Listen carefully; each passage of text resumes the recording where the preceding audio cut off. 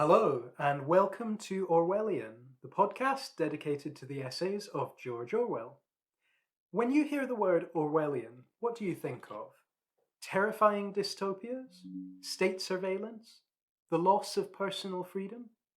Well, we think of tea, pubs, and the common toad. Join us, and we'll tell you why. Welcome back, everyone. My name is Lewis, and I'm here with my co-host, Simon? And today we are going to be discussing another of George Orwell's essays. It's going to get a bit blue, it's going to get a bit spicy, a bit saucy, because today we are discussing The Art of Donald McGill. But first of all, let's speak to the bluest, spiciest, sauciest man to come out of Lincolnshire since Isaac Newton. Simon, how are you doing, Simon? I think you meant Margaret Thatcher's husband. But, I'm very well. Looking forward to today's podcast because I think last week's was really interesting, but it was dry. It was dry, yeah. So hopefully today we can have a bit more fun. But life's good. How about you? Not bad. I've got a couple of weeks of holiday left from work, and I always look back at times like this and think, have I used my time wisely? And now I've applied for a new Japanese visa. I've cooked a lot of borscht. I've started a podcast. So I think that's enough, isn't it? Yeah, that's good. I started heroin. No, apart from that, it's all been good. I think you mean Drambuie. I think you got confused there. So because today's podcast is a bit more lighthearted, we've been drinking wine. The most light-hearted of drinks. Most light-hearted, and now we started with the gold standard. Now we're on to the silver standard, and it's French. And by the end of the evening, probably Blue Nun or something like that. Yeah, right.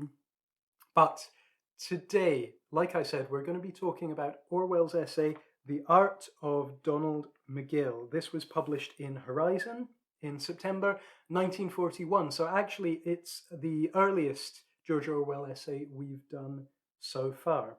Just off the bat, before we summarise the essay, Simon, what did you make of this essay? When you instructed me to read it, I initially thought it was just going to be a lot of fun, reading about these postcards and maybe Orwell having a bit of fun with it. But upon reading it, he's actually got some very important points to make about society and the human spirit. Yes. While saying it. So I was quite surprised with how serious it was, but I really liked the essay. And you introduced me to the postcards, and I've been looking at them and having a little chuckle. And we'll talk a bit more about that later. Let's start off with summarising the essay.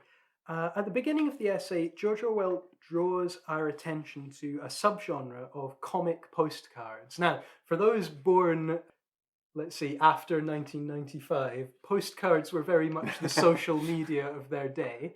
You often went on holiday somewhere and you sent a postcard to say, the weather is terrible, I'm nearly dead with the flu, wish you were the same, something like that. Do you remember the last postcard you sent? Actually, well, you probably still send them. I still send them. And how about you? A long time. When my grandmother was alive. Yeah. But by the end, she was the only person I would send postcards to. I think, in a way, people like to get physical post these days because apart from packages from well-known internet retailers, we don't receive much physical post these days, do we? Bills still come in the post. Bills, yeah. So the letterbox has become a temple of doom, hasn't it, these days? It's just... So I would say, why not send a postcard? It's a nice souvenir to keep. Because you can take a photo, put it on Instagram with a caption underneath. True, but you'll forget about that, won't you? You can't, with a postcard, it'll remind you of a place and time, and with something on Instagram, you might never return to that. Postcards is another typical thing that I mourn its decline, and I talk about how we should have it, but I don't do it. Well, you've got to make the effort, haven't you? Yeah, but I'm an eternal hypocrite, and the easiness of what we do these days, as opposed to writing a postcard and sending it, is I fall into that trap. I think the difference is, in the past, postcards were a method of communication, and now to send a postcard to someone is more like a present. Here you go. Here is a physical thing that comes from the place where I have been. And I think it means more. Well, now. the banality of postcard language used to annoy me even Mm. as a young man as well. It was only so much. It was the old version of Twitter. You've got a certain amount of words you can fit into this little space on the back of the card, and it was always just nonsense. Having fun, sunny. Wish you were here. Wish you were here. Have you watered the plants? Love, Simon. So Orwell draws our attention to a subgenre of comic postcards and the kind of humour they use. What kind of humour is it, Simon? You said it before, saucy. How would you define saucy for perhaps non-British listeners? Saucy humour, I would say, is based around the human body and the various parts of the human body and functions of the human body. Toilet humour, sex, farting, this kind of thing. That kind of thing. So these are a kind of postcard called Saucy Seaside postcards. We might get into the seaside aspect later, but just so that any non-British listeners understand, these are postcards that from the 1900s, early 1900s to say the 70s, 80s, were often sent by people from seaside holidays in places like Brighton and Blackpool, places like that. And Morecambe, for the slightly more upmarket Lancastrian. And these postcards often contained humour, cartoons based on the, as Simon said, bodily functions. Is this humour current in Britain today, or is it simply part of our history? The specific nuances of the humour probably is temporal, but it does live on. Like, do you read Viz? Yes, I do. Especially every time I go back for Christmas, I like to buy a copy, the Christmas copy of Viz. Viz, we should probably explain, Viz is a comic, British comic, that is published in the north of England, sort of Newcastle, Tyneside area. And why don't you tell us a bit about that, Simon? Well, I love Viz, and I think it's the most contemporary version of these postcards that we have, where it's delving deep into our subconscious and the humour we don't like to admit to make us laugh. Do you have a favourite part of Viz? What I like the most about Viz is how they use the tropes of old-fashioned British comics, like the Beano and the Dandy, that you and I grew up with, and our parents' generation grew up with. I didn't really grow up with those magazines, but I was aware of them. Right, that's interesting, because I'm a wee bit younger than you. Yeah. But I was a regular reader of the Dandy. It's probably the first thing I read, apart from, like children's books. Which of those comics was the character Swede from? That was Beano. I think it's probably the Beano. Yeah. It's quite an old one. I remember my dad told me when he joined the army as a 15-year-old, his nickname was Swede. Because he was from the countryside, and I think maybe his accent really stuck out from all these streetwise Londoners. Which shows you how much these comics were part of British popular culture, doesn't it? Plug. Plug, yes, I remember. It was also called Plug. And for those who don't know, that's not complimentary. No. Big nose, big ears, skinny frame, I think it was. Plug, Plug's name comes from the phrase in English, plug ugly. Sorry, Dad. I've not met your dad, but I'm really looking forward to meeting him now. Yeah, these looks come from my mum. Well, my favourite part of the Viz are the letters. The letter block, it's called. And if you don't mind, can I read off a few of them? Please do. I really enjoy them a lot, and hopefully the listeners can get this humour. So this is from Christina Martin, who sent this in by email. So, L'Oreal keep claiming they fight the 7 signs of aging. Does that include becoming more right-wing? Because that's the really problematic one. Here's another one. I walked into B&Q the other day, and this bloke in an orange and black uniform asked me if I wanted decking. Fortunately, I got the first punch in, and that was that. But others may not be as lucky, so be on your guard. The next one, this is from Selben Decky, sent in on Twitter. Pretend you're on the set of Michael Jackson's Thriller by going to Wetherspoons at 10 a.m. And this one from Nick Jones in Sheffield. When people talk about David Beckham, they always say that he's a brilliant footballer but thick as 2 short planks. You never hear anyone saying that Stephen Hawking was a genius but shite at football, do you? As usual, it's one rule for England football captains and another for theoretical quantum physicists. And finally, one more. Regarding the issue of whether Gibraltar should join Spain or remain part of Britain, if I lived there, I would opt to join with Spain. Just think how much better the weather would be. Simon, why did reading this essay make you think of those letters, those jokes? Because they reminded me of what I will coin pub humour. Me and my mates down the pub having a few drinks. That's the kind of humour we would laugh at. Those kind of jokes, that sardonic wit. And looking at these postcards when you showed me them, reading the essay, it kind of reminded me of that. As I guess guys in the 30s down the pub would be laughing at those postcards the same way you and I were chuckling at those letters. And I think we'll get into that kind of humour and its origins and its social background later.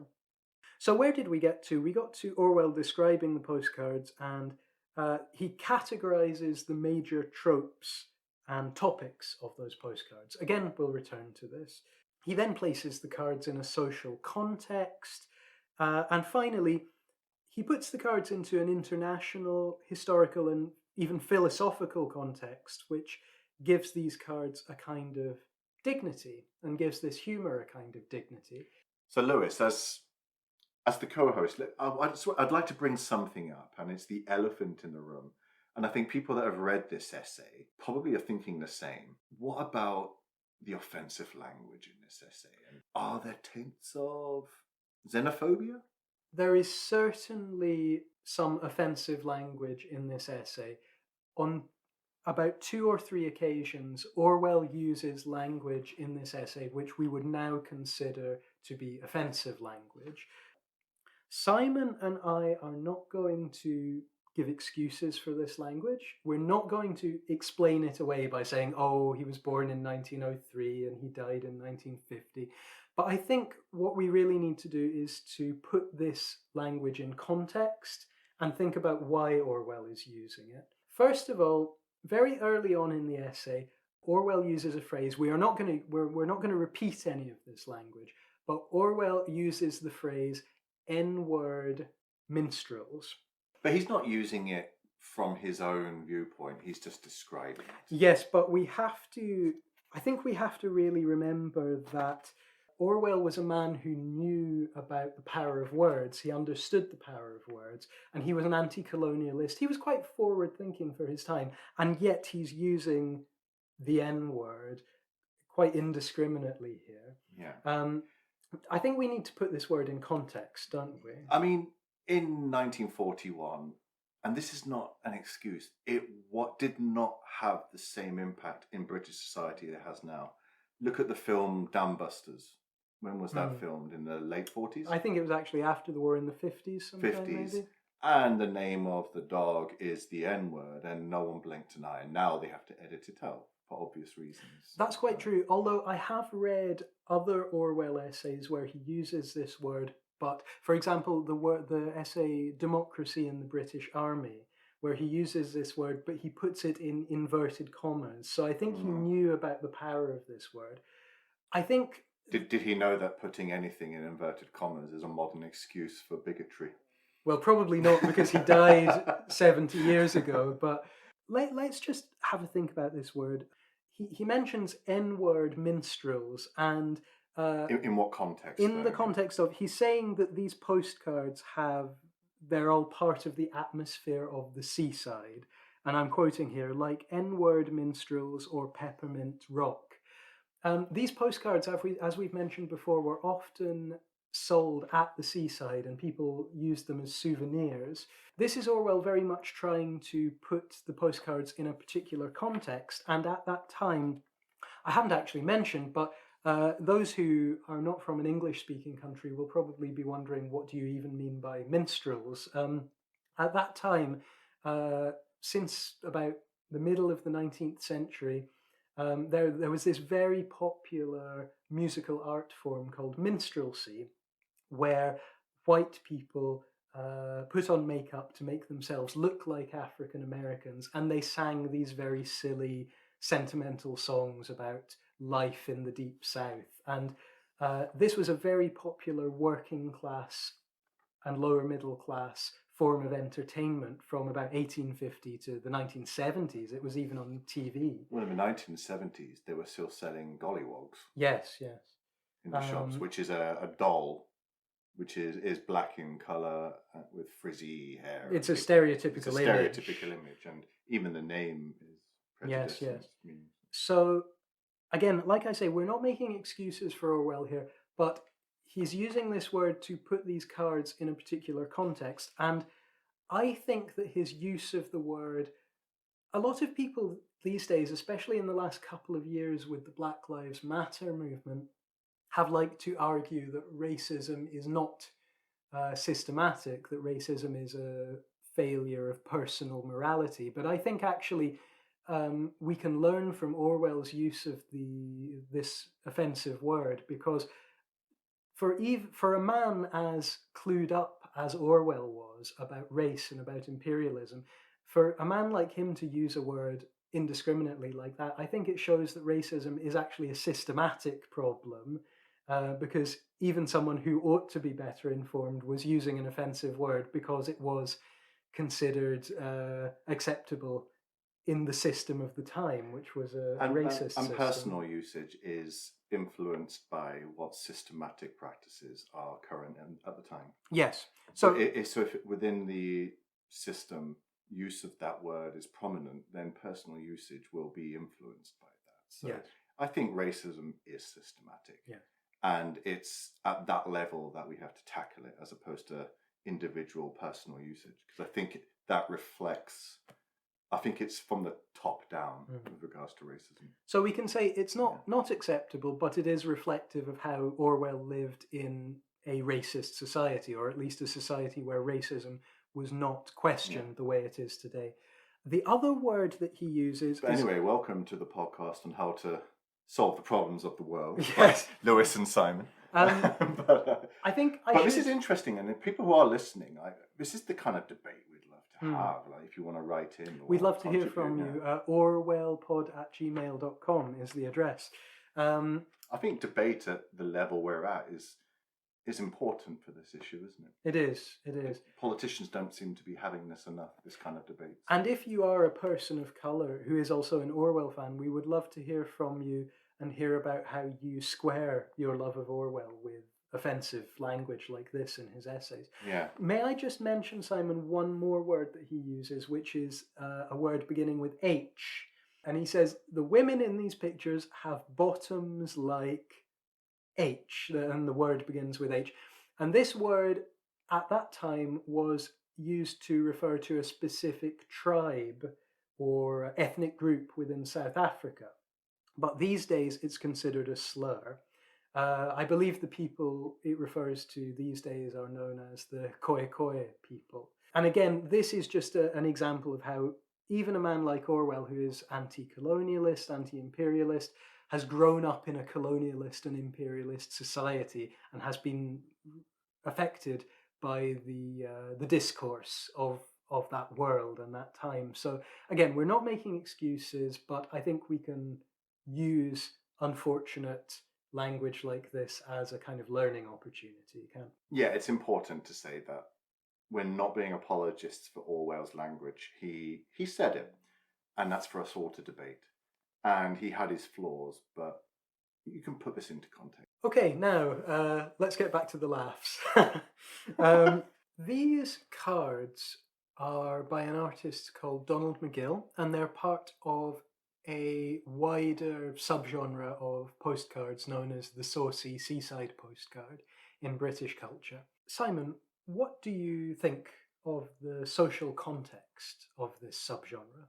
I see it as an inflection of the working class. I think Orwell, in all his works, is intrigued. He's not working class himself, but he's intrigued by the working class and the mechanics of the working class. And these postcards for him are reflecting the subgenre of humour and self-introspection within that class. You know, the mother-in-law humour, how your wife is a battle axe. And I think he concludes that this reflects on a comic level the working class outlook that on youth and adventure and how it ends at 25. And and how individual life is over with marriage. Because marriage is a big theme, isn't it? Yes. Because I think in the middle and upper classes, particularly at this time, marriage is quite often transactional, tactical, political. But in the working class, it never bears that responsibility. It's just seen as something you do. Well, until the early 20th century, I think there was this idea that the working class is married for love and the upper class is married for money. I think that was very common, wasn't it? Yeah, but I don't know if Donald McGill is representing marriage as love. A kind of, maybe more of a companionship, or even a kind of sanctification of lust, fulfilling your, as we said before, bodily functions. I think in Donald McGill's postcards, marriage begins with the best intentions, but very quickly becomes something that in reality is dour, suppressed, frustrating, and damn right unsexy. Tell me, Lewis, how is married life? Married life is great, thank you. Okay. If you had to make a postcard of your married life, it would. I don't know. Borscht would be involved somehow, but you mentioned the class element there. Do you think there's a slight class condescension in Orwell's description of these cards and of their humour? I don't think there's a class condescension in Orwell's description. But I think in his description, he describes class condescension within the working class. Because particularly the upper working class and lower middle class, looking down on the lower working class, and people who are living in the street, people who are doing jobs which are frowned upon by society. You say that, but very early on in the essay, he's talking about these cards from an aesthetic point of view, and he uses these words like crude drawing and unbearable colours. He talks about how these are definitely obscene and vulgar. It just made me think very much of Orwell's upper middle class origins, and he's trying to justify his interest in this genre, but he's a bit disgusted by them and by the humour, isn't he? But so you're associating art with class and aesthetic beauty with class, and you think Orwell is, because I don't think he is. I don't think he appreciated them as artifacts within an aesthetic value. I don't think he's relating the art to class. I just don't think he thinks this art is highbrow, and for him, art is something which is more aesthetically challenging. I'm certain that Orwell would have appreciated or did appreciate Lowry, for example. So that's depicting working class environment, but in an artistic aesthetic that he probably would have appreciated. So that's why I'm relating it to the aesthetic, because there's bright colours and exaggerated body forms. I just don't think Orwell appreciates that as an art form. Let's go back to the nature of these cards. So these cards were produced by a man called Donald McGill. He was a very successful artist. He was quite a respectable man in himself. And let's think about how Orwell categorized these cards. So Simon, what were the different categorizations that he gave to these cards? Sex, home life, drunkenness, toilet jokes, snobbery within the working class, stereotypical figures, and topical politico-social fads. And for him, they featured illegitimacy, the mother-in-law, the henpecked husband, the middle-aged drunk, chamber pots, the nervous clergyman who says the wrong thing, and an endless succession of fat women in tight bathing dresses. And they're Orwell's words, not mine. Orwell says that more than half, I'm quoting him here, more than half, perhaps 3/4 of the jokes are sex jokes. And they centre around particularly illegitimacy, newlyweds, old maids, nude statues, women in bathing dresses. And again, to quote Orwell, the conventions of these kinds of jokes are that marriage only benefits the women, and Simon laughing, not me, and sex appeal vanishes at about the age of 25. Ha ha ha. Again, me laughing, not Simon. Simon, is the sexual morality... So actually, let's go back to what Orwell says about the morality behind these cards. Later on, he points out that these kinds of cards, the humor that these cards rely on, the humor really relies on, as he puts it, stable society in which marriage is indissoluble and family loyalty taken for granted. So these cards wouldn't exist if the society at the time hadn't been quite a conservative one. Yeah. Do you think these days we are still living with this kind of society? And do you think that this kind of humor is still prevalent these days? Well, what I found interesting was how he talked about the evolution of this form of humour. So if you look at Shakespeare, it's full of smut. And I've got a couple of examples for you. So in Henry V, Act 2, Scene 1, the character Pistol quotes, says, Pistol's cock is up and flashing fire will follow. And if you look at Titus Andronicus in Act 4, Chiron says, thou hast undone our mother, to which Aaron replies, villain, I have done thy mother. That still works, doesn't it? So, usually you hear... This is Shakespeare. Yes, usually they say the jokes in Shakespeare don't work anymore, but that last one is pretty good. Yeah, they do. And they're not subtle. Mm. And in Shakespearean language, that was very much not subtle. And then we go forward a few hundred years to the early 20th century, where this humour is prevalent. But then in the 50s, towards the end of McGill's life, he's censored and he's actually called up to answer in a tribunal about obscenity trial. Yeah. Donald McGill, we should say, in the 50s, was brought to trial because of the humour in a lot of his cards, which these days look quite tame, but at that time people could actually take him to court for. Whereas now in 2021, I think you have to be very careful with what you say in a supposedly humorous manner, because people can be or are offended. But then if you go to a stand-up show or watch a stand-up show special, they're still pretty risque. Yes, and I think in Britain in particular, saucy humour relying on sex, on bodily functions, I think it's become the norm really. Because I listen to Radio 4, BBC Radio 4, which is, for anyone who is not British, that is like the gold standard of British broadcasting. and yet listen to a Radio 4 comedy show that is broadcast at midday on a Sunday to mostly middle-aged people and prematurely middle-aged people like me, and you will hear what 50 years ago would have been considered smut.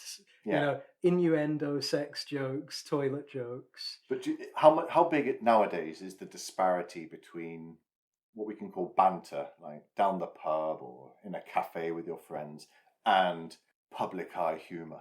Is there a disparity between it? I think it all depends on context, and you really... I think, again, social media is the great divider, because you can make a joke amongst like-minded people, and those like-minded people will know that you are not a despicable person. But if you're just shouting your joke out the window, which is what putting a joke on Twitter is, then it can be taken completely the wrong way. Because Donald McGill, when drawing the postcards, said that he was just reflecting what he heard at the music halls. So these postcards were reflecting humour at the base level amongst people sat together chatting away.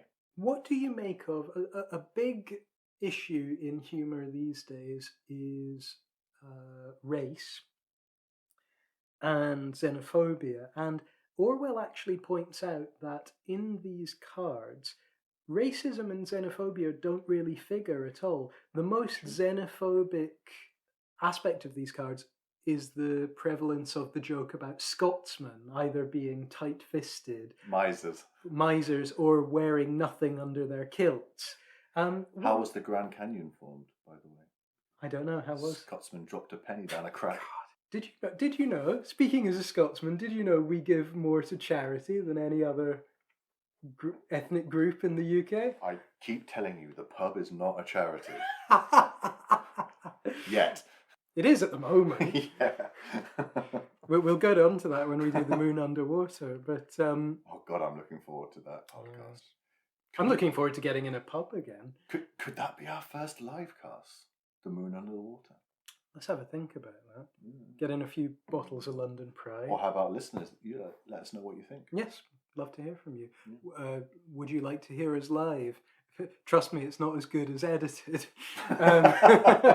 Or maybe better, but just not as acceptable. What do you make of the absence, according to Orwell, of racist or xenophobic jokes amongst this kind of humour? I see this as temporal, because Orwell mentions how there were some Jewish jokes until 1935. Yes. Now, what's happening in 1935 in Europe? Well, yes. Nazism is prevalent, and it's become aware that they are persecuting Jews. So that just isn't funny anymore. And it leaves a bad taste in the mouth. And I often find this about xenophobic humour. People dismiss it as just banter until an event happens where it becomes distinctly apparent that that banter reflects a really, really dark reality, as happens here with the Holocaust. We might also note, again, coming back to the modern day, that we would think that you couldn't make jokes about foreign nations anymore. But again, listen to mainstream comedy on things like Radio 4, Radio 2 in Britain. There are so many jokes about the French. There are so many jokes about the Belgians or the Germans, even the Italians. And it seems the nearer the nation is to you, the more acceptable it is to make jokes about them. And I think with regards to Radio 4 or any British institution making jokes about other Europeans it seems acceptable because it's not a reflection of ourselves. Whereas we are a country with an imperial past, and that causes us to reflect upon ourselves, and making jokes about ethnicities, races, or creeds that were the large majority of our empire becomes all too real as to the horrors of our actions within that imperial time. Now, we've come across Orwell being nostalgic before in The Decline of the English Murder. Do you think he's being nostalgic in this essay? Nostalgic for what? Well, he points out, after he's described these cards, that these cards remind you, again quoting Orwell, remind you of the barely different postcards which you probably gazed at in your childhood. And later he goes on to point out how the political views of the cards reflect the early 1900s when he was a young man or a child. So do you think he's trying to justify his love as an intellectual? He's trying to justify his love for something that's a pleasure from his past? He's definitely being nostalgic because these postcards would have been the postcards of his youth. So he's definitely being nostalgic, but I don't think he's justifying them as an intellectual. I think he's remembering them, having probably bumped into them again on some visit to Brighton or something, and is analysing them. So I prefer the word analyse to justify. I just think now he's older and he's an established writer, he's thinking, why did I appreciate these cards when I was a kid? What do they mean? What did they mean to me? What do they mean society? Where do they come from? But why analyse? Why is this man who came up with all of these really perceptive ideas about the nature of totalitarianism, about the way the English language ought to be used, why is this man spending his time writing about simple and rather basic working class humour entertainments? He wants to know why they're popular. I think we've established he doesn't appreciate the art form. So he's looking at it and saying, why do these sell? Because they're not aesthetically particularly pleasing. You can buy a postcard of Rembrandt if you want. So why? And the captions underneath are not desperately witty, are they? They're pretty predictable. So I think he's asking himself, why do they sell? Why are they popular? And then not only does he ask why they sell and justify it by explaining that the way he relates it to popularity is he says these really reflect the morals of the working classes, doesn't he? And the idea that the working classes are basically conservative in a way, that they want their stable marriage, their comfortable house, their 2.4 children. I disagree that the working class is inherently conservative. You see, humour is subversive, but power is fueled by conventionalism. So, by its very nature, humour is in a dichotomous relationship with power relations. Okay, so humour about the human body, it's subversive to what we can call biopower. And I don't want to get too wordy, but biopower, it's a concept from Michel Foucault where he talks about how institutions, governments use the body as a form of control. Now we can look at that through welfare, birth control, views on sex and things like that. So humour about the body is subversive to that form of control. Hence it's contrarian. So I don't think the working class is conservative by nature. I think by nature, like the rest of us, they have that roguish element in them, which is suppressed by elements of power. And that humour is their way to, I think Orwell terms it as rebellion against virtue. Yes, and perhaps from this point on, we can start thinking about that form of rebellion against virtue. Again, to quote Orwell, he writes, "There is no sign in any of these cards of any attempt to induce an outlook acceptable to the ruling class." And Orwell theorizes that these cards represent what he calls the Sancho Panza view of life. How would you define the Sancho Panza view of life, Simon? For me, Sancho Panza view of life would be a survival instinct and earthy wit. It's more towards the spectrum of buffoonery and vulgarity. Yes, and survival not only meaning getting your next meal, avoiding anything like war, like service to a great ideology that would endanger your life, but also reproduction and pleasure, really. I'm fascinated in this duel between the body and the soul, human instinct against what you deem to be respectability and goals in your life. I wonder if we can find a quote that really sums this up. Orwell writes, "I never read the proclamations of generals before battle, the speeches of Führers and prime ministers, the solidarity songs of public schools and left-wing political parties, national anthems, temperance tracts, papal encyclicals, and sermons against gambling and contraception, without seeming to hear in the background a chorus of raspberries." And if anyone doesn't know what a raspberry sounds like that. Sorry, Simon. Do you want a handkerchief? Chorus of raspberries from all the millions of common men to whom these high sentiments make no appeal. I couldn't agree with anything Orwell has said more than what I agree with this. I remember once I was playing for like Winchester Thirds at rugby, okay, on some sodden, muddy pitch in Basingstoke. And the captain of the team got us in the huddle before the game, and he was telling us about how we have to respect the brotherhood and look out for each other in the trenches. And I was just thinking, I just want to win a rugby match, mate. Go and have a pint. Yeah, it had no effect on me whatsoever. It really did not inspire me to go on and play. I'm competitive and I enjoy playing rugby, and that was it. And here we were, a bunch of overweight guys who couldn't get in the second team, being told that this was our ward, this was our Passchendaele. It's never appealed to me. I despise national anthems. I never sing the British national anthem. Not because I'm anti-British, I just find it ridiculous. Talking about a deity to save a non-elected representative. But yeah, I couldn't agree with him anymore.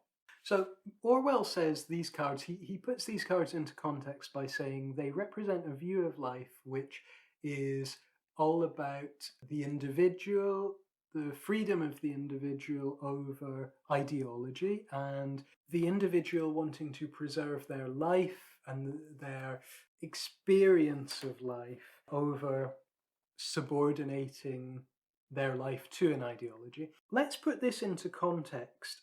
Why would he be setting up this divide between the individual and the higher-minded collective? Why would he be setting this up at the time this essay was being written in 1941? Well, it's 1941 when he's writing this, so Churchill's been in power for, 6 months? And he's starting to give these famous radio speeches about we'll fight them on the beaches. The Battle of Britain has just been raging. So people are looking for comfort in the face of defeat, in the face of extreme depravity. And that's coming from promises of blood, sweat, and toil. And they're also seeing all around them slogans telling them to dig deep, to dig for Britain and this kind of thing. So they're reverting to that for comfort. So the mundane pleasures of their everyday life are secondary to grandiose speeches. Well, let's not forget that right after Orwell says that there's this chorus of raspberries, ordinary people, listening to their Führers, their great leaders, and saying, that's a load of rubbish, we just want our beer and we want to have a good time. He says, and to quote Orwell, nevertheless, the high sentiments always win in the end. Leaders who offer blood, toil, tears and sweat always get more out of their followers than those who offer safety and a good time. When it comes to the pinch, human beings are heroic. Women face childbed and the scrubbing brush. Revolutionaries keep their mouths shut in the torture chamber. Battleships go down with their guns still firing, and their decks are awash. It is only that the other element in man, the lazy, cowardly, debt-bilking adulterer, who is inside all of us, can never be suppressed altogether and needs a hearing occasionally. Orwell is saying we are dualistic creatures. Within us, we have the noble and the base, the Don Quixote who wants to go charging at windmills, and the Sancho Panza who just wants to stay in the pub drinking his pint and fondling the barmaid. That's all of us. Who turns out to be the idiot in Don Quixote? Sancho Panza. But at the end of the book, well, you tell me. Quixote is the idiot. Quixote is the one chasing ghosts, whereas Sancho Panza is the one who, at the end of the book, it kind of wins out. So do you think by using that analogy, Orwell is saying that this grandiose manner of what we call highbrow society is all just hot air, and that the earthy postcards that we appreciate is what it's all about, really? I think Orwell is saying that both are necessary. Again, let's take it back to the time, 1941. Is he justifying his own middle class here? I think he is justifying, maybe not his class position, or excusing his own position within the upper middle class. I don't know if it's his class position. I think it's his political position, because let's think about his political position. Remember that he mentioned there the revolutionaries who keep their mouths shut in the torture chamber. This was 1941. There was still all to play for in the Second World War, in the great fight between democracy and fascism. Well, in 41, things aren't looking great for the Allies. No. So the Americans have just come in, but it's just been a string of defeats so far. So he's sort of a defeatist attitude. He's trying to counter it in all his writings at the time. Yes, and let's think of, again, going back to the war, us who have grown up in the wake of the war, what are the really... How long does a wake last for? I was born in 1980. Well, our parents grew up right Our after parents the grew war, up in the wake and of the war. culturally, they affected us. Yeah. Let's think about the key images of the war. There's Churchill. There's the fight against the worst ideology ever known to humankind. But there is also the spiv, like Private Walker from Dad's Army, the guy who'll get you some meat cheap off the ration. And I thought spiv was the guy that would sleep with married women while their husbands were away at war. Oh, that might be an army thing. Yeah, I always thought that's what spiv was. The way I saw it when I was growing up was the spiv was the guy who would get stuff off the black market and Okay. sell it to you. But Was that the during- masher, I'm thinking? You're getting into very esoteric terminology here. 40s morphological dictionary Mhm. being read out here. In the war, people were living through this dichotomy. On the one hand, they were defending their country, they were fighting against fascism, but at the same time, they were living with their base instincts. They wanted a pint of beer, they wanted a bit of fun with the barmaid. They were living through this dichotomy, and I think this is what the essay represents. This dichotomy between a moment in time when you have to reconcile your noble feelings of wanting to fight fascism and fight for freedom and sacrifice your desires for the common good, and the Sancho Panza view of life, the guy who wants to run away from the action and just hide behind a tree and have a drink and have an easy life. But how does that fit into these postcards? Because although he says they stand for the worm's eye view of life, I don't know how the postcards reflect Sancho Panza.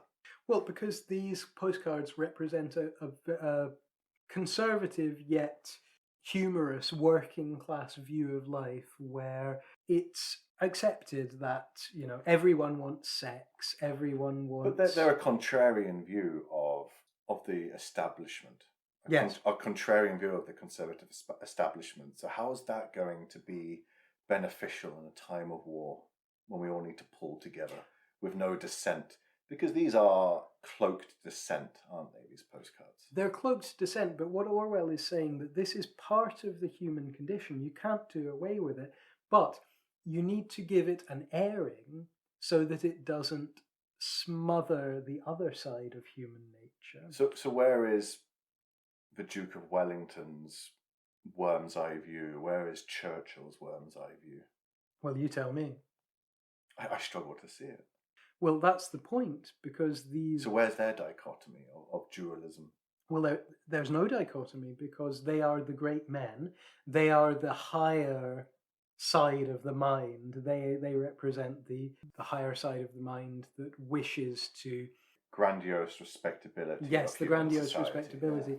But Orwell's point is that we need both to come together. And So it's not dualism within us, but a dualism within society. it's a dualism within society. And again, I think... See, I read it as a dualism within ourselves. I think it is a dualism. So Churchill also, when the microphone was switched off, would fart in the bath Yes. and count the bubbles. And have a drink. Yeah. And your man down the pub who's drunk 8 pints and just been talking about farting in the bath, when he gets home, he imagines himself leading the army into battle and giving a speech before so. Exactly. Yeah. But that's Orwell's point, that if we want to defeat the enemy, if we want to move on, to progress, we need to accept that we are both of these things, and both sides of the human psyche should get an equal hearing. Yeah. But But what wins out? What influences one aspect of this dual fight winning out over the other? Is it contextual? Is it built upon history, your surroundings? I think it is contextual. Yeah. But Simon, is this Sancho Panza view of life, the debt-bilking adulterer, the guy who likes a drink, and let's not forget, this is a very kind of male figure, the Sancho Panza figure. Is he alive and well in the 21st century? Very much so. Have you ever been to a working man's club? No. It might not surprise you to hear. No. I'm very much a champagne socialist. Okay, have you ever seen, let's say, for example, what's that Peter Kay series? Phoenix Nights. Mm. Have you ever seen that? I'd recommend you to watch it. It's a depiction of the working man's club. And it is still alive, although working man's clubs are dying. It's still alive today. It really much is. I go and sit in a Weatherspoons on a weekday afternoon and you'll hear it. Well, something we haven't spoken about in this is the issue of gender. Yes. And the depiction of women in the postcards. Mm. If we ever return to this, I think it would be very interesting to get a woman's point of view on Yeah, this, yeah. because again, Sancho Panza, a male figure, Don Quixote, a male figure. And notoriously, the subjects of a lot of the postcards are women with an oversized particular body part, which is the... Why do I have to say it? So I don't get cancelled. Curves? The behind. Yes. Why in these postcards is the woman inevitably bent forward and possesses an oversized derriere? Orwell makes the interesting point that at that time in Britain, women were very skinny. Of course, we just come through the 30s, the Depression, people not having much food to eat. And so he argues that this is kind of the Englishman's secret fantasy of a very well filled out woman. Yeah. I can't speak to that because I'm not a man from the 30s. Because it represented times of more wealth, of more food to go around. Lewis, when you were reading this essay, or on any occasion you read this essay, did it spark any nostalgia within yourself? It did, but I would say it was a kind of second-hand nostalgia, because this kind of humour, it's still part of British culture, but I think it's kind of on its way out to a certain extent. It reminded me very much of the Carry On films. Yeah. It's something that's very much of our parents' generation that we're familiar with, but future generations, I think it's probably on its way out. What would you say? Well, for me, within this essay, I got sparked for nostalgic thoughts by various things, like in the opening paragraph where he mentions going to Woolworths. Do you remember Woolworths? I remember Woolworths. Woolworths was a big part of my youth. When I went to school, I used to go to Woolworths every day to get some pick and mix and buy the latest single released by my favourite Bill artists. Haley. The Shadows. But Woolworths is gone now, hasn't it? It has. Yeah, it's gone. But it was such a huge part of my youth. And yeah, little things like that made me nostalgic. Nostalgia is such an easy trap to fall into. I think Orwell falls into it sometimes, doesn't he? So falling into that well of nostalgia, in my personal experiences, it's been mostly positive, just remembering good times and innocent times. But it can be negative, can't it? If you're nostalgic about postcards which are inherently sexist, misogynistic, at times hints of xenophobia. So what is that? What kind of nostalgia is that? That's a very good question, and you've rather left me holding the baby, I think, there. Yeah. And how does that reflect upon his worldview at this time? It's no doubt problematic, but the thing with these postcards is I think they're very much of a time. I sent you, before we started recording this, I sent you an email with several of these postcards attached, and I wondered what your reaction to them would be. I noticed that most of them, because I was there when you saw them for the first time, you had a chuckle I did, at most I of them, laughed. didn't you? But, I feel there's a cut-off point. I kind of feel that anyone born after 1996, 2000, they might look at these cards and it will be as alien as reading Chaucer. But do you know one of the things I can't stand? We're not going to do an episode of Room 101 today, but I would put into Room 101 people saying, well, I wasn't born then. So we say, oh, do you like the Rolling Stones? I was born in 1995. How should I know? Like, well, I like Mozart and I wasn't born in 1700. True. So I never see it as an excuse for anything. Yes, I always get very annoyed when people make very easy jokes about how primitive people born before 1990 were. Yeah. When you hear people saying... Completely misreading that exactly. Modern technology has primatized them even more than they care to wish. No, you're quite right there. Simon, finishing up, is humour ultimately apolitical? No. All discourse is based on knowledge and power and a form of genealogy in history. And that includes politics. Everything we say, everything we utter, all meaning has history, which is influenced by knowledge and power. So no, it's definitely not apolitical, in my opinion. When Orwell was writing, he clearly thinks of humour as something you can use to counter totalitarianism. The dictators, the generals, the prime ministers, they say, die for your country. And the Sancho Panza says, I'd rather have a pint. I'd rather sleep with the barmaid, etc., etc. Do you think in the modern day, humour has actually taken on a more conservative function? In Orwell's time, it was anti-totalitarian, but I think of humour now, and a lot of people defend their unacceptable comments by saying, oh, it was only a joke. Well, humour still takes on a contrarian role in countering what we deem to be irresponsible conservative measures. There's still satirical articles written, satirical cartoons drawn in newspapers to counter what politicians deem to be correct. But I do find now that humour is used more as a reflection of things that happen in society as opposed to a counter to it. You mentioned contrarianism there. I mean, the death of the music hall. Yes. And that kind of public institution that was alive and well at the time of Orwell writing this essay has changed the localization of humour. You think that it's much more global? Yeah. A joke can be put on Twitter and reached by millions within an instant. And miscommunicated as well. I enjoy watching spectator sports. And as you're watching the sport, famous people within that sport are constantly commentating on Twitter in real time and often in a humorous way. And it's instant. The event hasn't even unfolded whilst humour is being used to portray what is happening before us. So I think there's a whole new dynamic to how we use humour these days to portray society.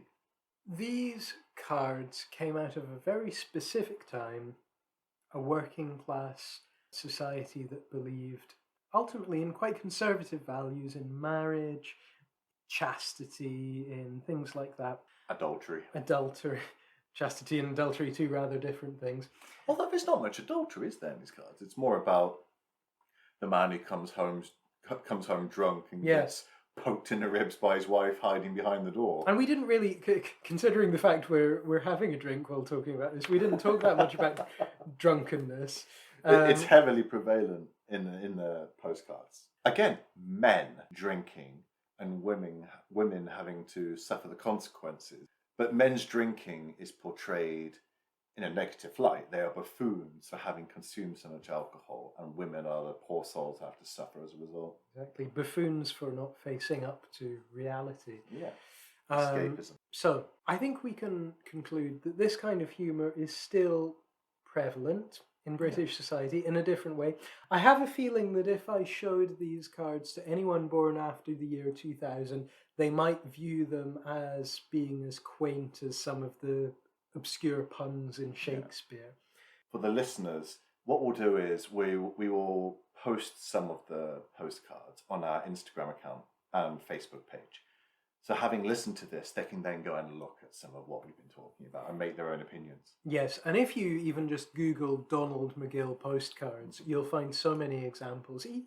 Contrary to Orwell's rather sniffy comments, he was a rather good artist, a rather good illustrator. But we'd rather you went onto our Instagram page to view them, because then we get greater possibility of being sponsored by Drumbury. Yes, Drambuie is great. Please send us a crate of it.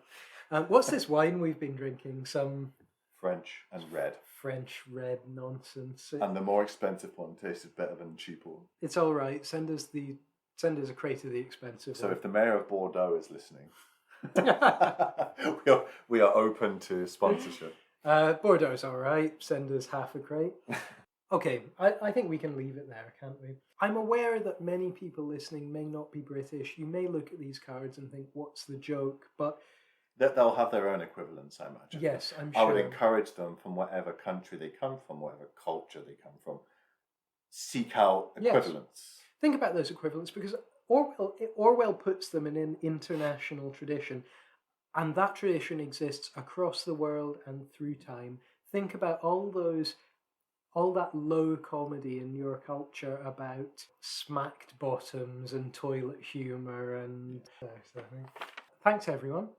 You've been listening to Orwellian. We are on various platforms, are we not, Simon? We're on Apple Pods. Google Podcasts, We're on Spotify, YouTube, and also we would really Audible, Amazon. We would really love to hear from you, everyone. Our email address is orwellpod@gmail.com. So thanks for listening, everyone. Next week we will be reading the essay Spilling the Spanish Beans, which is Simon's choice. Yeah, I've chosen this because it's particularly interesting topic for me, and it's one of a series we'll do. We won't do them we'll do them chronologically, but we won't do them back to back. But this will be an introduction to Orwell's involvement in the Spanish Civil War. So if you're reading along, read Spilling the Spanish Beans, and we will convene again to discuss it next week. Thank you very much, everyone. And as we always like to say, Orwell, that ends well. Oh dear.